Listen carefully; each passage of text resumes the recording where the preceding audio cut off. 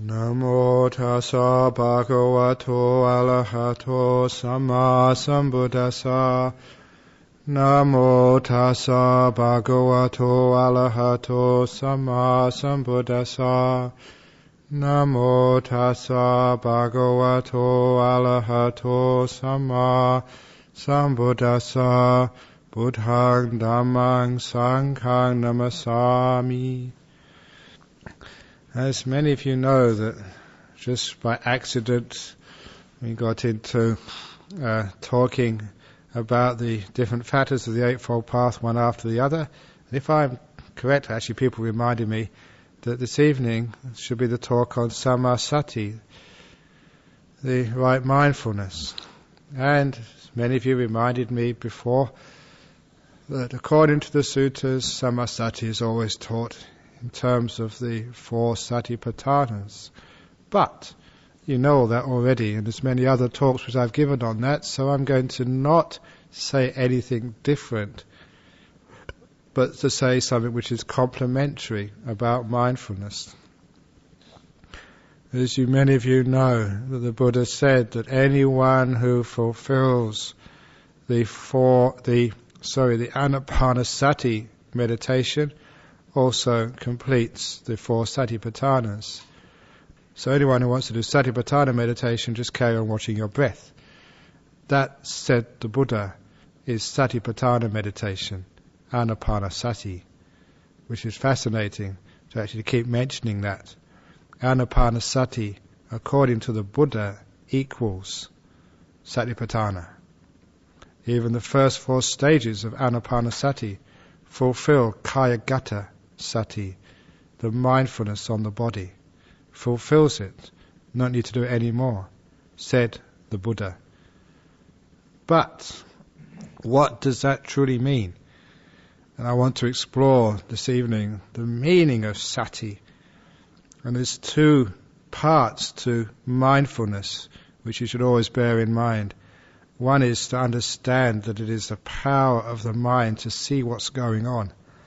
It's part of the brightness of the mind, the power of the mind, to be alert, to be aware, to pick up what's going on. And many people make the mistake that mindfulness is mindfulness. They don't understand and appreciate it has different degrees of intensity and power. And the normal mindfulness which people carry around in their daily lives is so weak they hardly see anything at all. Ordinary mindfulness, the mindfulness of a usual person going about their daily business. Sure, they're aware, but they only see a portion of what's out there. And one of the reasons is because their mind is not empowered yet. It's like going through life in the darkness. All you see is silhouettes, shapes. Life has got no texture, no detail. You miss too much of what's going on out there. It's called the dullness of the mind.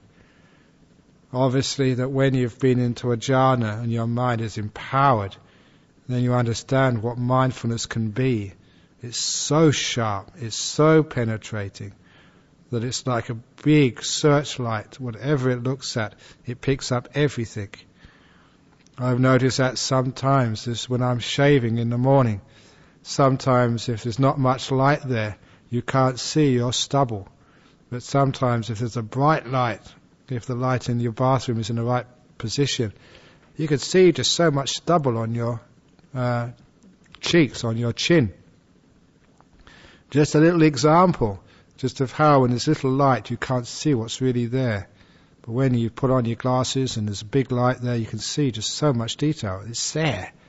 But before you couldn't notice it. And that stubble stands for the defilements, which is the stubble on your citta, making it sort of unbeautiful and ugly. So, here we understand the power of mindfulness. But it's also one of the other important things is where you focus that mindfulness, where you put it. And many people sometimes say you can be mindful of anything. You can be mindful when you're sweeping the ground. You can be mindful of, when you're eating. You can be mindful of sex, some people say. And it's crazy ideas, because in one sense, you can be aware of the object of your consciousness. You can be aware of sweeping. You can be aware of laying the brick. You can be aware of putting that food into your mouth. But that is not where mindfulness should really be put. And I'm going to really be controversial here, not even on your body. That's not the point of what you're doing. Because we all know the Buddha's teaching on meditation. If you read it in the suttas, sometimes what is meditation according to the Buddha? In brief, in essence, meditation is all about overcoming the 5 hindrances. Smashing them, suppressing them, to get to the jhana so you can actually see the way things truly are. Meditation is just suppressing the 5 hindrances. So what is mindfulness to do with those 5 hindrances? The path can also be described as abolishing, smashing the kilesas. Greed, hatred and delusion. Lobha, dosa, moha. You know the Ajahns, they always talk about lobha, dosa, moha. Greed, hatred and delusion. Sometimes in these talks we don't mention those 3 things enough. But certainly in my young days as a monk, you'd have every talk be drummed into you. Lobha, dosa, moha. Greed, hatred and delusion. Greed, hatred and delusion. It wasn't a talk where it wasn't mentioned 20, 30, 40 times. And sometimes we don't mention that at all. Why not? My fault. Point is that where does greed, hatred and delusion live? Where do the 5 hindrances live? Do they live in your body? Do they live in the food you eat? Do they live in the brick which you lay? Do they live in the broom or in the leaves which you're sweeping? And this is an important part of your success in both in monastic life, your harmony between your fellow monks, and also your progress in meditation. Those hindrances do not live in the broom, nor do they live in your citta. They live between you. It's that space between the observer and the object which it is watching. It's not what you are doing, but how you are doing it is the importance. That is where Mara plays. That is where the defilements live. That is the playground of the greed, hatred and delusion. Too often people put their mindfulness on the object, or they put their mindfulness on the observer. They don't look at the middle between them, the doing, the controlling, the ill will, the aversion. That's why today I told somebody the story of Ajahn Sumedho when he was first in Wat Pah Pong. He was having a hard time, and the way Ajahn Chah said it was, is Wat Pah Pong suffering? Is Wat Pah Pong dukkha, Sumedho? He said. Ajahn Sumedho wasn't Ajahn then. And it was obvious to Ajahn Sumedho that not Wat Pah Pong is not suffering. So what is suffering? Is the citta suffering? His suffering was just how he was regarding Wat Pah Pong at that point. He was adding it on to the experience. And often, if we don't put the mindfulness in the right place, we miss. We think it's Wat Pah Pong's fault, so we want to leave that monastery. We think it's our fault, so we want to destroy ourselves or get into guilt trips. This is wrong mindfulness. We're putting it in the wrong place. It's not the monastery's fault. It's not that monk's fault who's upsetting you.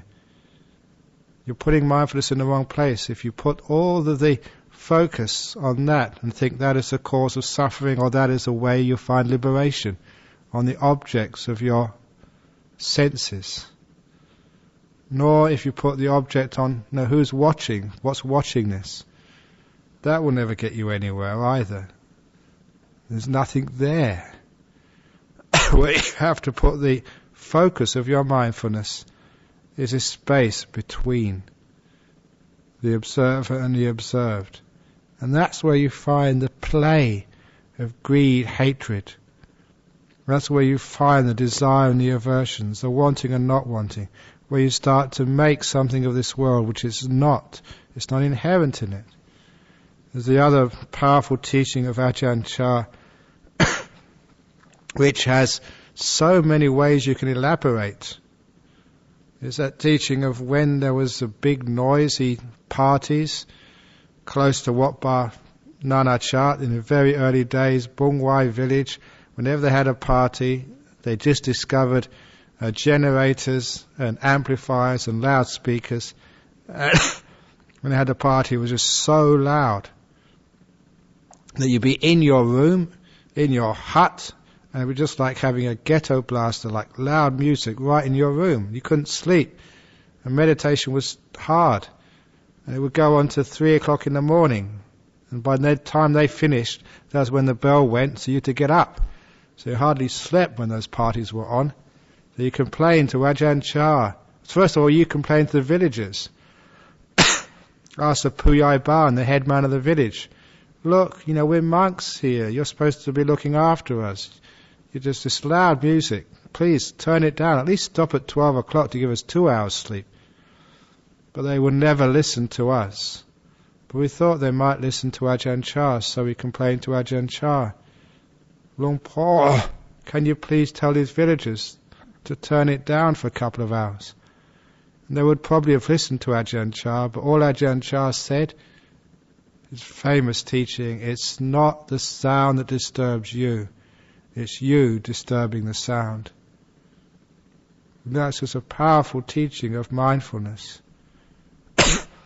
The world has never disturbed you, it's you disturb the world.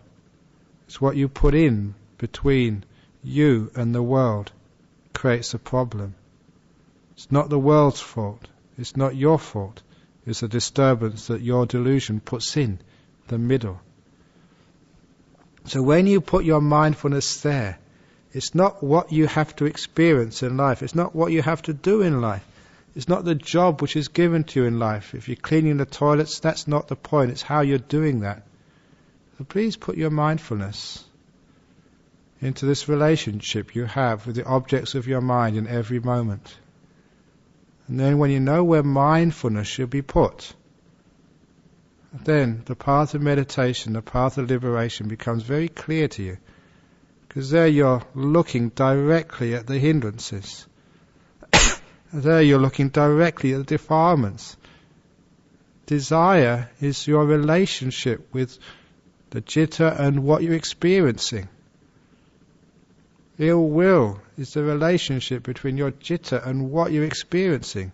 I don't want, I want. The craving, the attachments, that's where the attachments are. It's that link, the unwholesome link which you make with the objects of your mind from moment to moment, which causes delusion to grow and grow and grow. As the hindrances are the food of delusion. So it doesn't matter what is going on in this moment. It doesn't matter what you're experiencing. How you're experiencing it. Which is why that people who say you can be mindful of sex, they're missing the point. If you're mindful of what's between you and that act, you will see there's craving there. There's a lot of fear there. There's a lot of wanting. If there wasn't that wanting, that desire there, you will never be able to do anything like that. If there's peace there, tranquility, letting go, stillness, kindness, loving kindness, there'll be no possibility of that sexuality ever rising in your mind.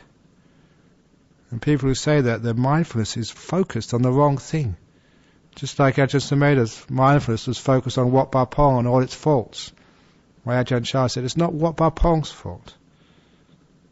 It's the way you're relating to it, the way you're looking at it, the way you're regarding it.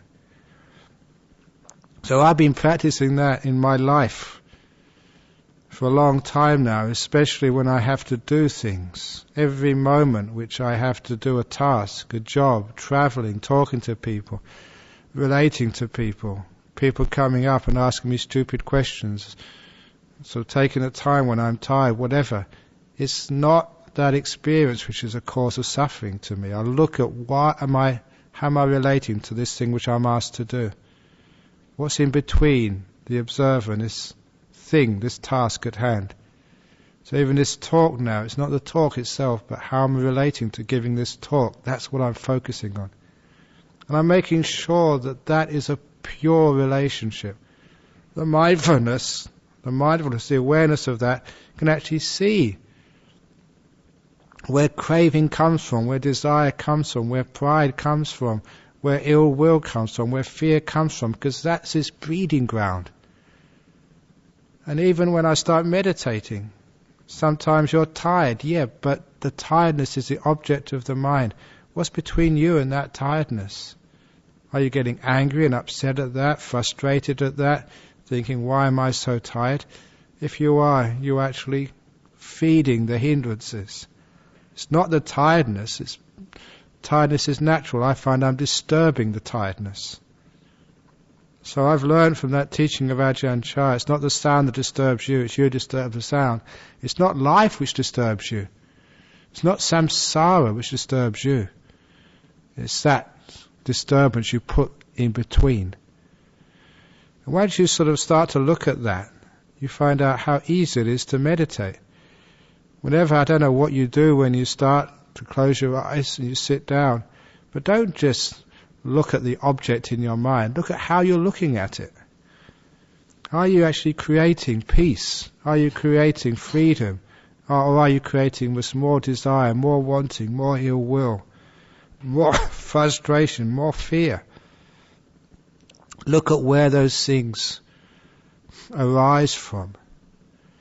And once you get the idea of putting your mindfulness there, in that space between the observer and the observed, you can see just all this play of the defilements, where they're coming from, the stupidity of the mind. It's only because you don't look in the right place that delusion can grow. Once you spot that area, the cause, the source of these defilements and hindrances, once you put your mindfulness there, you can see this whole process happening. And when you sort of start to see, it's so easy. Whatever you have to experience, even if it's a sore throat like now, a disappointment, whatever it is, things don't go right, who cares? It's not the thing you have to experience, it's how you're experiencing it. So even if it's pain, things you don't like, I make sure I watch between the observer and that unpleasant experience and put peace, put freedom in there. And never put craving, desire, wanting it to be different. I never put ill will there. Why me? This is not right. I never put control there, thinking that between me and that observation I can do something about it. It's a non-doing, a putting a peace, a non-doing between me and the object which I'm looking at. As it says in the second sermon, the teaching on non-self, Anatta Lakkhana Sutta. Even if these objects of the mind were yours to control, you could actually say to them, oh, may they be like this, may they be like that. These are anatta, not me, not mine, not a self. You can't do anything about this, said the Buddha. So leave it alone, let go. Whether it's rupa, bodily things, material things, vedana, feelings, perceptions, mental formations, or consciousness, leave it alone. It just arises and falls according to its conditions. It's not me, not mine, not a self. It's just an empty process, nothing to do with me. So I can put that freedom between myself as the observer. This is just one way of looking at it. I'm not saying the observer is a self or an essential me, but putting that peace between the observer and the observed means that there's no possibility for the hindrances to grow. The hindrances are suppressed by that means. And by focusing my mindfulness there rather than on my breath or whatever else, focusing it there, I'm suppressing the hindrances. When the hindrance is suppressed, when especially the desire and ill will are suppressed, by suppressing that wanting, that controlling, that doing, I also suppress all the other hindrances. The sloth and torpor always come, as you've heard me say before, because you've been controlling so much, you've been doing so much, your mind is actually tired, it's worn out. It wants to just rest, it wants to turn off because it's got no energy left. So if the sloth and torpor is in front of me, I just put peace between myself and the sloth and torpor. I do not put one of the first two hindrances between me and that sloth and torpor. No desire, no ill will, no fear, no sort of sense of shame when I'm tired. It's just body, that's all, just mind, that's all. It's the five khandhas doing its thing, nothing to do with me. So I never feel sort of any sense of self with the sloth and torpor which comes up from time to time. I make peace with it. I allow it to be. I let it go. I don't fight it. And by not fighting it, I'm not cultivating the first two hindrances. Because I'm not cultivating the first two hindrances, the mindfulness starts to grow in intensity. Because I'm not feeding this doer. The knower gets all the energy. The knower is mindfulness. I'm energizing mindfulness. Sloth and torpor don't last very long these days, even though they should do, because I work so hard. And sometimes you can't find time to sleep. Sometimes I should be the most nodding monk in this whole monastery, the amount of work I do. But I find I can go on these retreats, sit in front of hundreds of people meditating, and you feel awake. The reason you do that is because you don't feed the defilements. My mindfulness is right there, not on the sloth and torpor, not on the knower, but in between. I always say, what am I doing with this sloth and torpor? Am I reacting to this with controlling? Am I just being one of the party of Mara, the great controller? No, I don't do that. Put my mindfulness between the sloth and torpor and the observer, making sure I'm being kind to the sloth and torpor. Kindness overcomes the ill will. And too often when you have sloth and torpor, it is aversion which feeds it. I don't want it. That actually feeds it and makes it last longer, because it takes the energy away from knowing. And the same with restlessness and remorse. When you put the energy or the mindfulness between that restless mind, that's an object there. The mind is thinking all over the place. How are you relating to that? What are you doing with it? Put your mindfulness not on aversion. I don't want to be restless. Not also on desire. This restlessness is good. I'm thinking all these fantasies and plans and thinking about Star Wars or whatever. If you notice how you're regarding that thought pattern in your mind, and if you see desire or ill will there, those first two hindrances, stomp on them, stop it. Once you see it, it's very easy to stop these things. If you're not looking in the right place, you can't stop it. So once you put your mindfulness in the correct place, between the observer and the observed, between the chitta and this restlessness, these thoughts which keep coming up, it's very easy to see why these things are going on. I very often say that restlessness comes from discontent, and discontent comes from either ill will or desire, wanting something else, wanting something more, not wanting this. So if you see where that discontent, where those first two hindrances arise, between you and that restless object, you can stop it. It's fascinating how soon restlessness just disappears. Sometimes within seconds. You can just cut the thoughts that easily. Not through force and effort, because that's aversion. You don't cut them just by being heedless and waiting for them to stop, because underneath you're not seeing it. You'd want these things to carry on.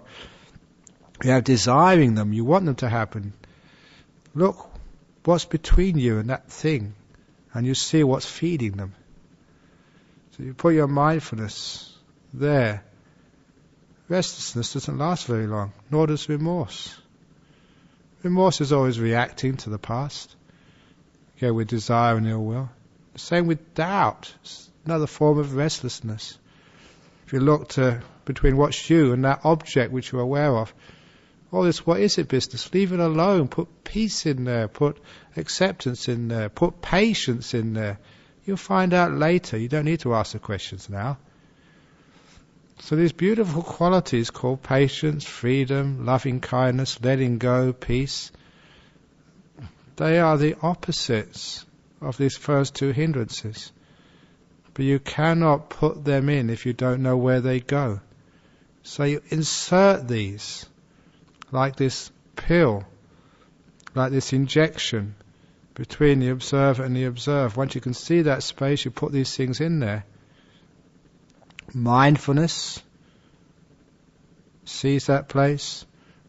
The right, skillful effort puts that peace, that letting go there. The hindrances get suppressed. And as the hindrances get suppressed, first of all, mindfulness grows in intensity, simply because you're not feeding the restlessness or the sloth and torpor.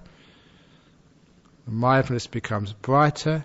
You're not doing anything, so the energies of the mind aren't wasted. Mindfulness gets brighter and brighter. You can see much more what I'm talking about. You're more clear of the space where mindfulness can be most effective, and you find the object of your mind starts to become still, peaceful, bright and beautiful. This is the way you meditate. Don't go and control things. You're putting it in the wrong spot. You're trying to control the object. You should be controlling what's in between, in the sense of stopping the hindrances from arising. The effort is to making sure you don't do anything stupid. And we do stupid things all the time because we're not looking in the right place. And then you find this meditation becomes so simple and so powerful and so deep. It doesn't matter what you start off with. Sometimes I don't even watch the breath. I just watch this moment. Whatever is happening now, how am I watching it? Making sure I make peace with this moment. I put stillness, making sure those 5 hindrances don't get involved. By making sure the first 2 hindrances, especially, because they're the key ones. They're the sort of the ones which underlie the other 3. And by making sure that I'm watching out for those 2 hindrances of desire and ill will, nothing's happening there. Then whatever object I'm watching, because the mindfulness starts to get brighter and brighter, whatever I see in more detail. It becomes more peaceful. Because I see it in more detail, it becomes more beautiful. Sometimes the object of the mind is not so important. Even that you know that you can watch an ugly skull, which you think, why would like a skull ever turn into an object which you can use for jhanas? But you know that skull, when you get your mindfulness getting strong, and the mindfulness grows, that skull turns into a nimitta, the most beautiful skull you've ever seen in the world. You can use that with a piece of shit as well. If you just, I've never done this meditation before, but obviously it happens. I don't need to be offending anybody. But if you just put a bit of shit before you, what's between me and that object, making that still, making that peaceful, visualizing it. And then after a while, when you put peace and stillness there, because your mindfulness gets so strong, even that shit will turn into a nimitta. See, because your mindfulness is so strong, whatever you look at becomes incredibly beautiful. And some of you have had that experience, the common meditation experience. The most unlikely objects can turn into beautiful nimittas. Why does that happen? It's nothing to do with the object. It's not what Bapong is suffering or what Bapong is the path to Nibbana. It's just suppressing the 5 hindrances, overcoming those defilements, the kilesas, and making the mind very strong. And once you get into this practice, the mindfulness gets strong. It sees where it should be focused. It focuses there and gets stronger. Sees the place where it should act more and more, and it becomes this self-supporting process. As it becomes still, it becomes more powerful. As it becomes more powerful, it becomes more still. You've got this whole process which is a part of Nibbana. Repeat it again in the sutras. Once you get that joy coming up, which is the strength of mindfulness, you get piti, this joy, you get passaddhi, the tranquility of the body and the mind. Simply because you're looking in the right place, things start to quieten down. You're not moving anything. You're not doing things. You're not disturbing it. The hindrances disturb the whole process. They create not just sloth and torpor, but restlessness. These first two hindrances. Would you see that? The mindfulness gets strong. You see where you're disturbing the whole process. You get passaddhi, which is the tranquility of the body and the mind. The mindfulness gets stronger and stronger, which is the sukha, the bliss which comes up. And that just turns into samadhi, to jhanas. And it's an easy path. So if you haven't got those jhanas yet, why? Are you putting your mindfulness in the correct place? Is the mindfulness getting stronger and stronger, more and more powerful? What is the problem with your meditation? Sometimes you say, watch the breath. I've been watching the breath for years. Why isn't it working? It's because how you're watching the breath. You're watching the breath with controlling, with aversion, with wanting something. It's not the breath's fault.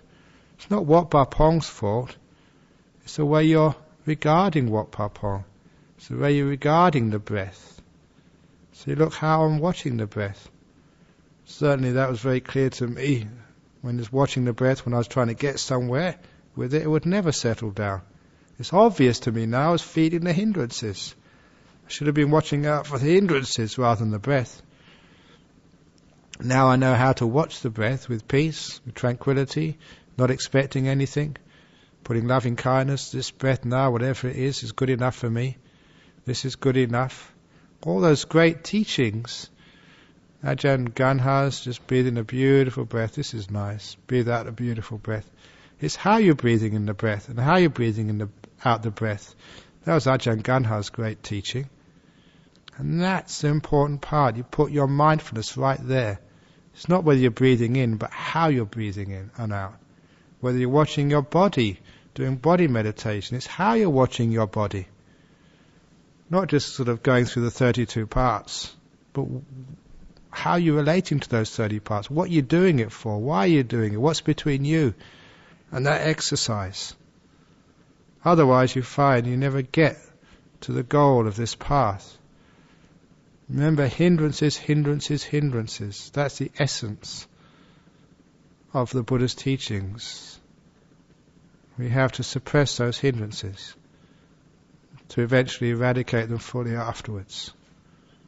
As the hindrances weaken, not just wisdom, but they weaken the mindfulness. You can understand how they do that. Too much, not too much, but any desire, any craving, any controlling, any ill will takes the energy away from the mind, the natural brilliance of the citta, the radiance of the citta you might call a sign of strong mindfulness. And that strong mindfulness, when you experience it, you understand the sort of mindfulness which is necessary for enlightenment. Which is why the Buddha said, empower that mindfulness first of all with samadhi, and then you will see things as they truly are.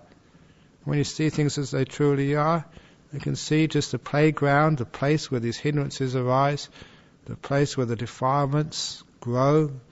You understand what delusion is, and how this whole process is fed. You see the fuel source. Once you start to see that, it's so easy just to stop it. Once the mindfulness is strong and it's seeing in the right place, you just see how Mara starts to work. Mara, I know you.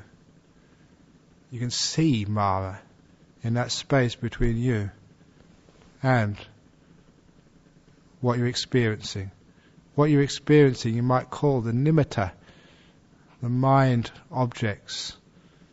And Mara is the chief of those who control the nimittas of others, the creations of others. This is where Mara lives.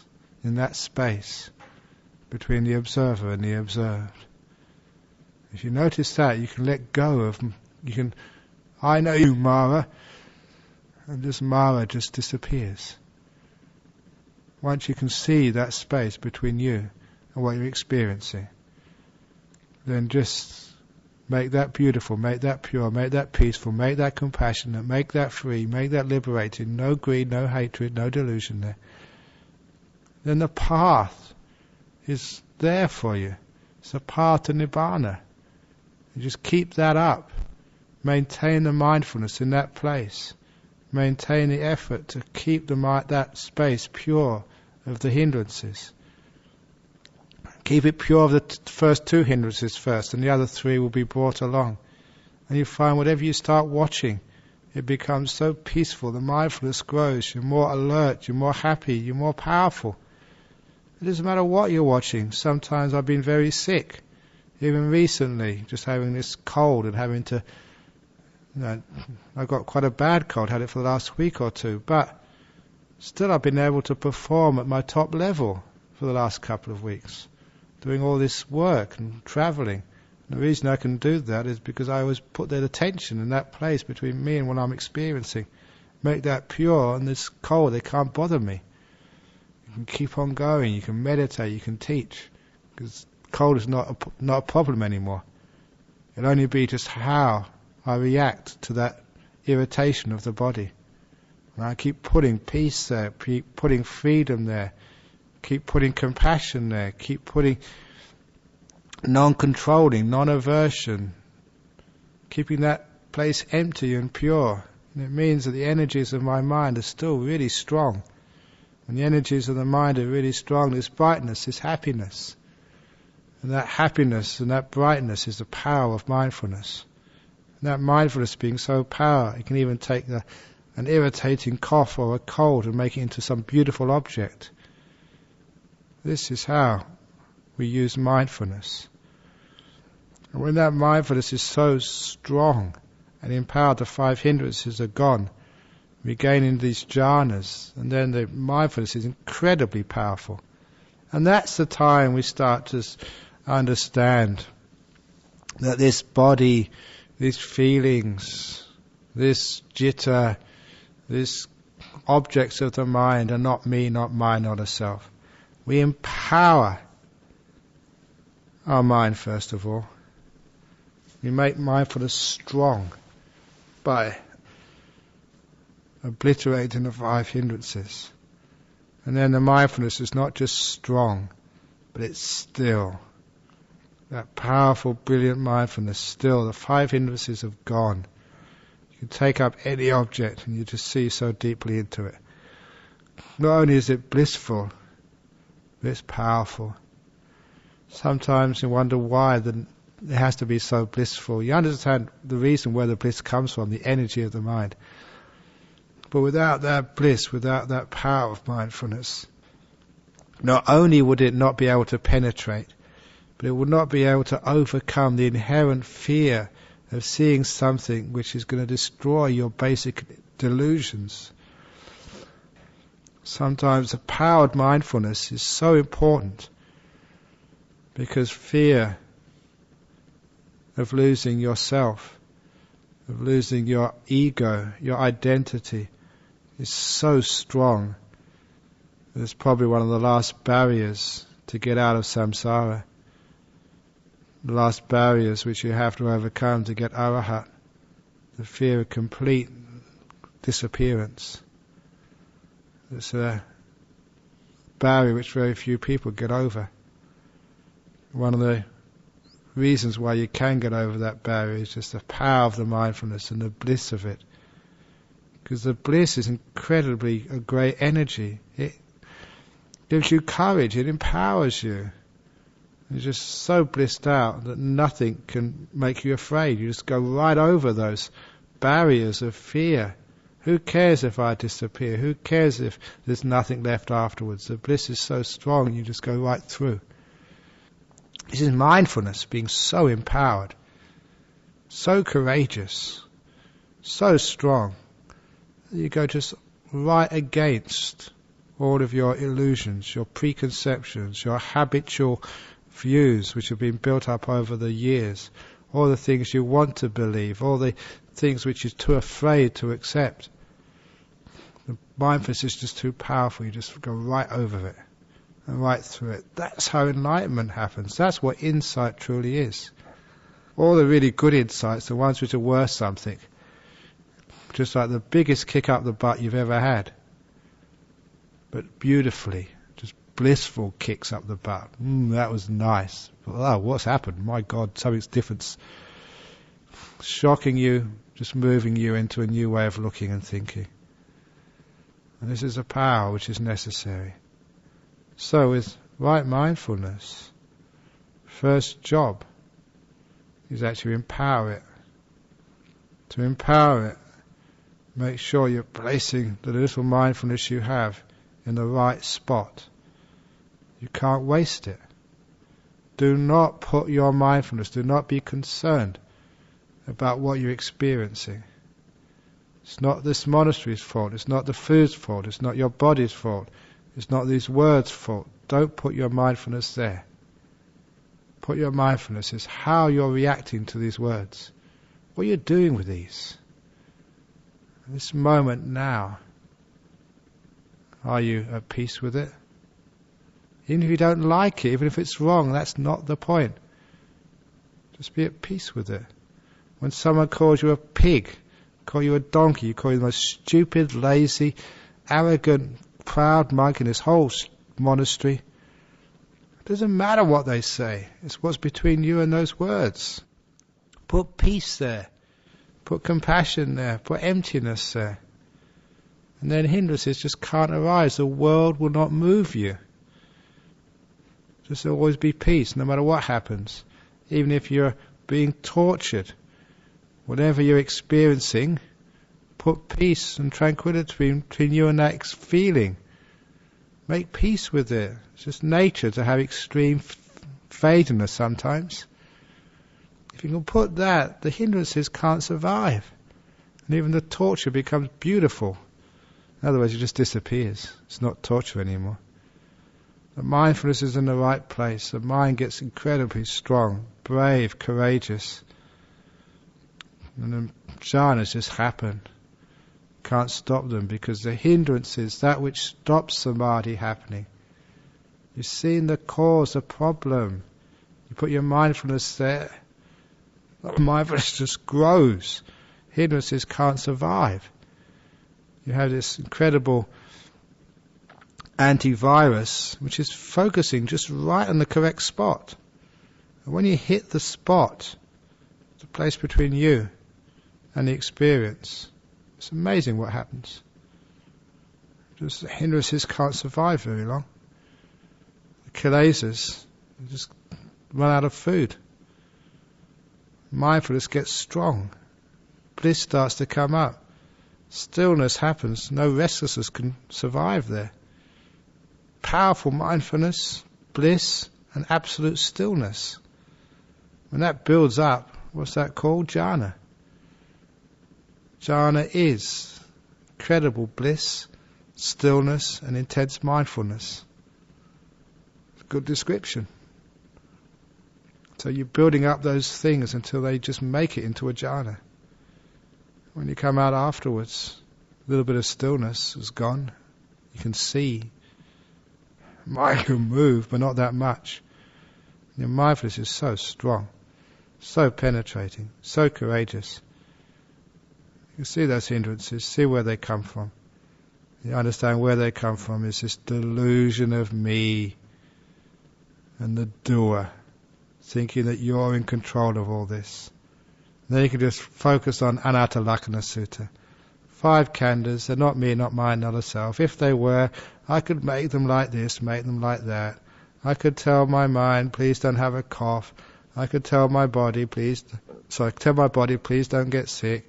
I could tell my body, please don't sleep so much. I could tell my body, please, be more fit, don't get old.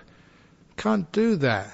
You can't do that to your Vedana. Please only have pleasant feelings, no cough, no sort of bad sounds from other people, no criticism. You can't do that. May have a monastery which is just nice and warm, not too cold, don't have to work too much. You can't do that. Let go, for goodness sake.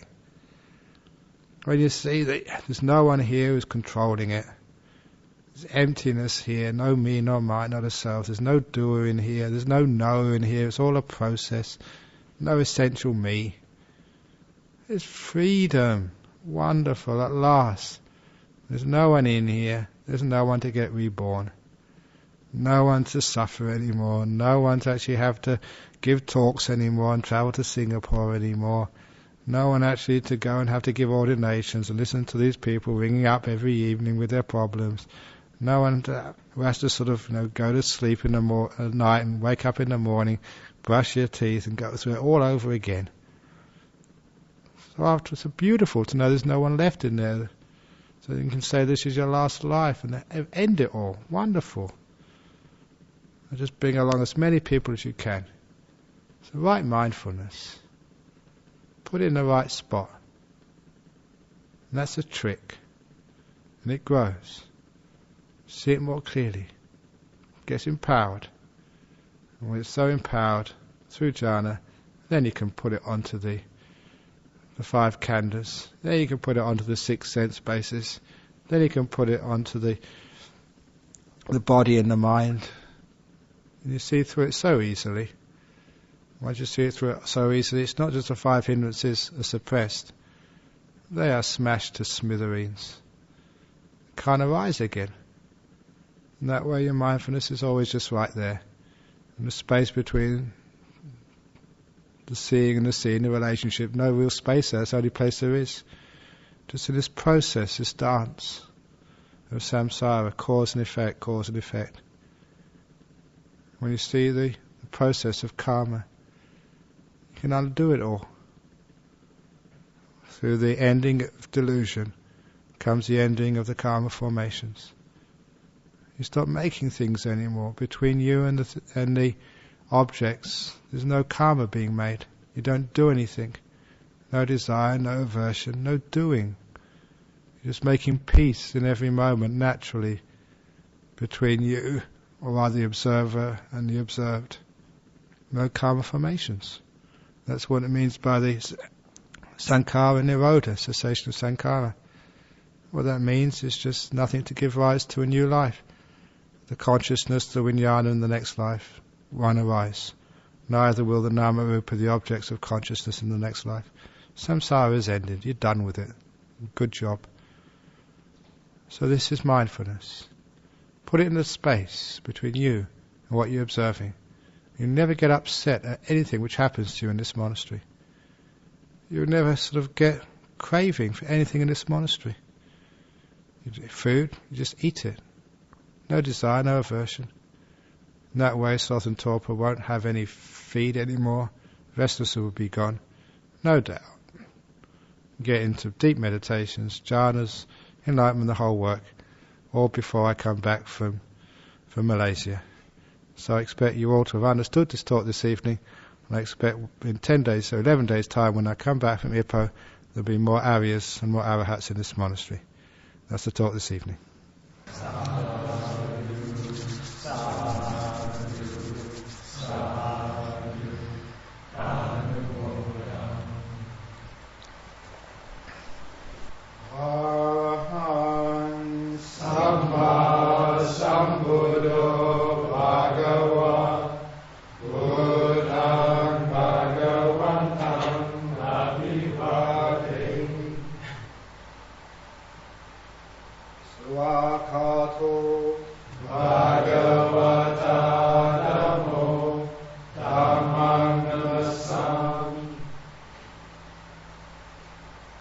Supatipano Bhagavata